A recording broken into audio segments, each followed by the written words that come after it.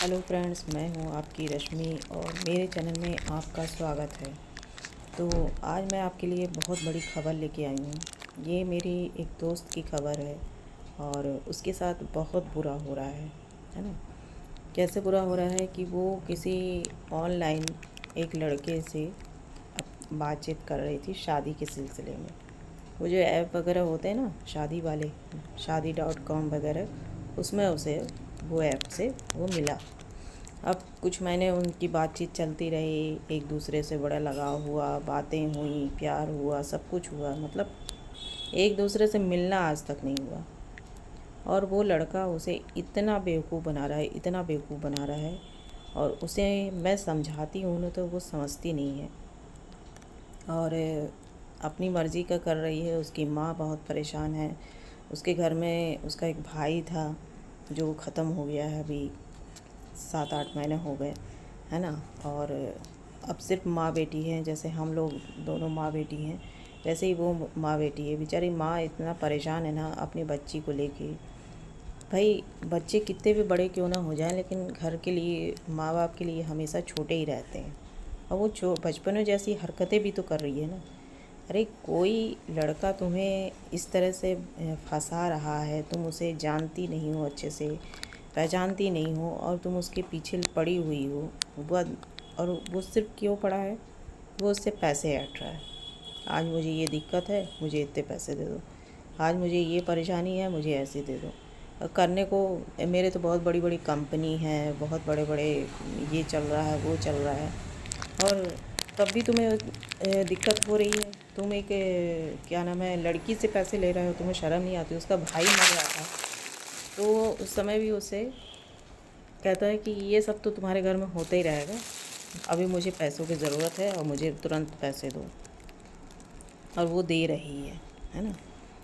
अब मैं उसे समझा समझा के थक गई हूँ, उसकी माँ समझा के थक गई है, उसकी बहन भी है, थोड़ा सा साथ तो नहीं देती है, लेकिन वो भी समझाती होगी। भाई, कोई भी बहन हो, माँ बाप हो, भाई बहन कोई भी हो, वो अगर कोई गलत रास्ते पे जा रहा है तो उसे समझाएगा तो ज़रूर, है ना। मैं भी उसे समझाती हूँ। पहले मैं सोचती थी कि बहुत अच्छी लड़की है, सीधी सादी है। बात अच्छी है, लेकिन उसकी अच्छाई का फ़ायदा उठाया जा रहा है। फ़ायदा ऐसे उठाया जा रहा है कि उससे पैसे ऐंठे जा रहे हैं। वो अभी तक उस लड़के को कम से कम 10 लाख रुपए दे चुकी है। अब आप सोचिए कि 10 लाख रुपए उसने यहाँ वहाँ से कर्जा लिया है ना। मुझसे भी उसने कहा था कि कोई कर्जा देने वाला हो तो बताओ, क्योंकि मैं कभी ऐसा कर्जा वर्जा ली नहीं हूँ और भगवान करे मुझे कभी किसी की ज़रूरत ना पड़े। और मैं ऐसा काम करती ही नहीं हूँ कि मुझे कर्जा लेना पड़े। तो उसने कर्जा लेकर और उसे पैसे दिए हैं, और वो हर बार सिर्फ उसकी यही एक मांग होती है कि उसे पैसे चाहिए, और उससे कोई मतलब नहीं है उसे। हाँ, बात करता है, थोड़ी बहुत फ़ोन पे बात होती है, फिर चैटिंग के माध्यम से बात होती है। क्योंकि रात को मैंने उससे पूछा कि तुम्हारी रात को कितने बजे तक बात होती है, तो वो कहती है कि ज़्यादा से ज़्यादा 10 बजे तक। 10 बजे के बाद हम लोग फ़ोन नहीं करते हैं, चैटिंग वगैरह चलती रहती है। तो मुझे ऐसा लगता है कि वो लड़का जो है ना, वो शादीशुदा है और वो इसे बेवकूफ़ बना रहा है। मैंने उससे कई बार कहा कि अगर उसके हकीकत को जानना है ना तो उसे आधी रात को फ़ोन करो, देखो वो तुम्हारा फ़ोन उठाता है या नहीं उठाता है। लेकिन उसके तो बुद्धि में पत्थर भरे हुए हैं, तो उसे कौन समझाए, है ना। उसे समझ में नहीं आ रहा। उसके लिए वो बहुत अच्छा है, बहुत देवता है, उसके अलावा कोई अच्छा नहीं है। उसकी माँ अच्छी नहीं है, उसके बाप अच्छा नहीं, उसका बहन अच्छा नहीं, उसके भाई अच्छा नहीं, कोई भी अच्छा नहीं है। अब इसे क्या कहोगे आप? आप बताइए, ऐसे लोगों को आप क्या कहोगे कि उसको लोग समझाने वाले बैठे हुए हैं।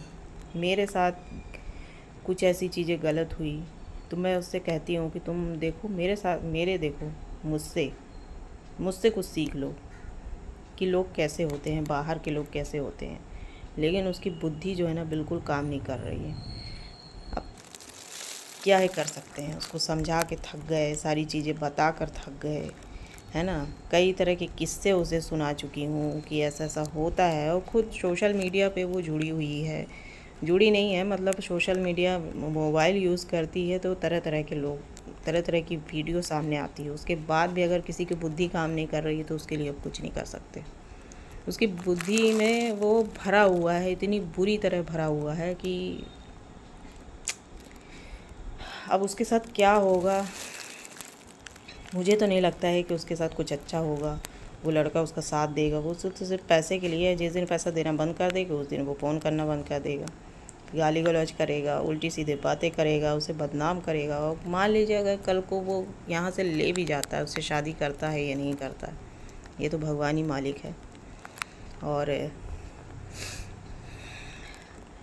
मुझे उसके ऊपर सिंपैथी है, लेकिन वो बात को नहीं समझती है, इसलिए मुझे उसके ऊपर गुस्सा भी आता है थोड़ा सा।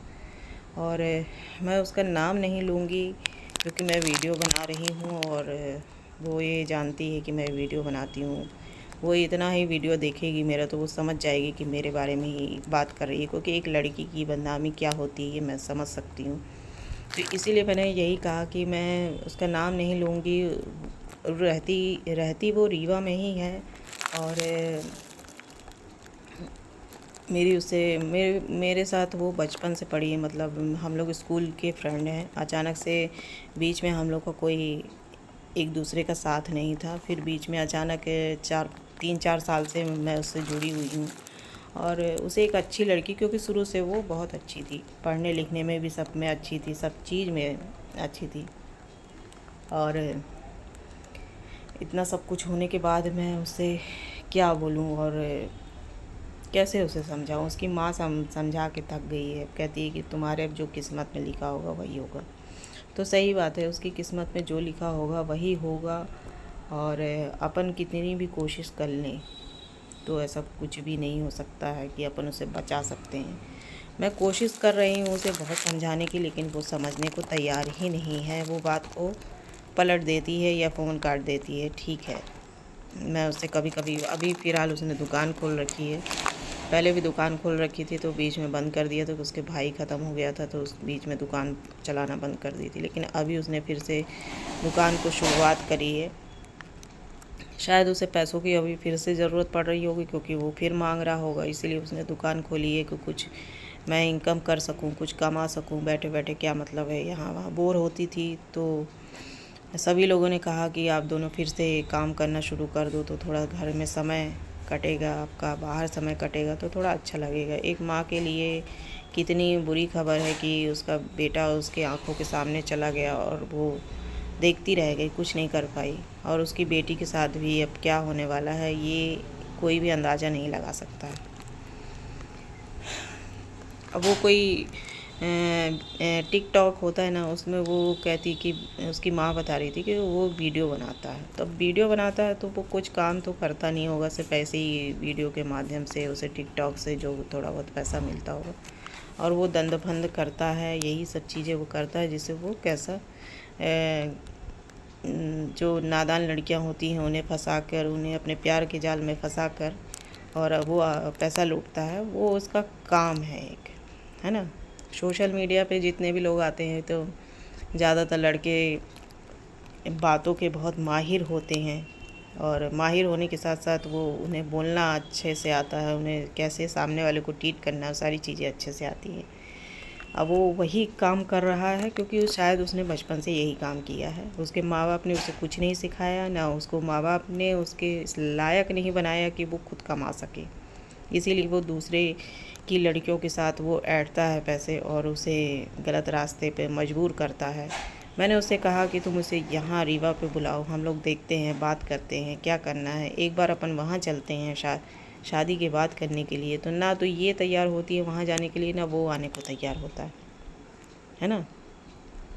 अब ये कहती है मैं कभी किसी दिन मैं यहाँ से चली जाऊँगी, अपनी माँ से परेशान हो जाऊँगी तो चली जाऊँगी। तो दुनिया में माँ बाप से बढ़ के कोई भी सहारा नहीं होता है, चाहे पति हो, चाहे वो भाई हो, चाहे वो बहन हो, कोई भी हो। लेकिन माँ बाप जितने सगे कोई नहीं होता है। जो माँ बाप कर सकते हैं वो दुनिया का कोई रिश्ता नहीं कर सकता है। ये मेरी पर्सनल एक्सपीरियंस है जिसे मैंने फ़ील किया है, क्योंकि मैं जब कुछ भी होता है तो मैं अपनी मम्मी से बात ज़रूर करती हूँ, कैसे करना है, क्या करना है, वो मुझे समझाती है।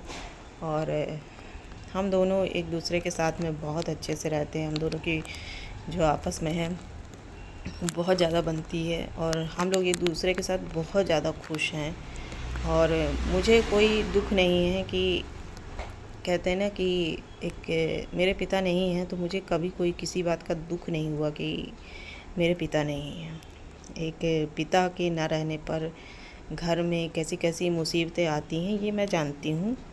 और मुझे कभी अपने पिता का प्यार नहीं मिला और भाई का प्यार नहीं मिला। और बहन थी तो एक एज के बाद आप जानते हैं कि शादी हो जाती है, तो शादी होने के बाद फिर कहाँ कोई ध्यान रखता है कि कहाँ कोई बहन है। फिर तो अपने घर के बच्चे, अपना बेटा, अपना बेटी, यही सारी चीज़ें होती हैं। तो एक माँ बाप का ही रिश्ता होता है जो जीवन भर साथ चलता है।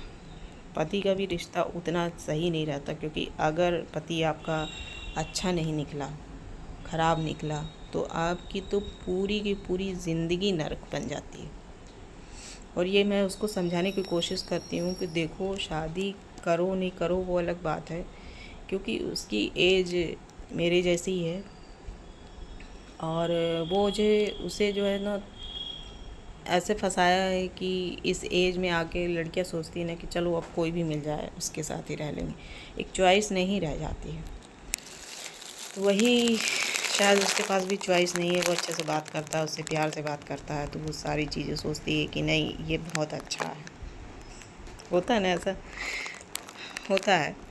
लेकिन अगर आप अपनी अक्लमंदी से काम नहीं लेंगे तो आपके साथ क्या हो सकता है ये आप सोच भी नहीं सकते, क्योंकि दुनिया तो आपको लुटाने पे ही फिरी पड़ी है। आपको जितना ज़्यादा चूस सकती है वो उतना ज़्यादा चूस लेती है। तो यही सारी चीज़ें हैं। इसकी कहानी एंड जब होगी तो मैं आपको ज़रूर बताऊंगी कि एंड क्या हुआ। फ़िलहाल मैं उसके साथ हूँ, लेकिन उसके गलत के साथ में नहीं हूँ, क्योंकि मैं गलत का साथ नहीं देती हूँ। तो मेरे चैनल को लाइक करिएगा, सब्सक्राइब करिएगा और हाइप करिएगा। और मेरी ये कहानी आपको कैसी लगी ये ज़रूर बताइएगा। मिलते हैं अगले ब्लॉग में।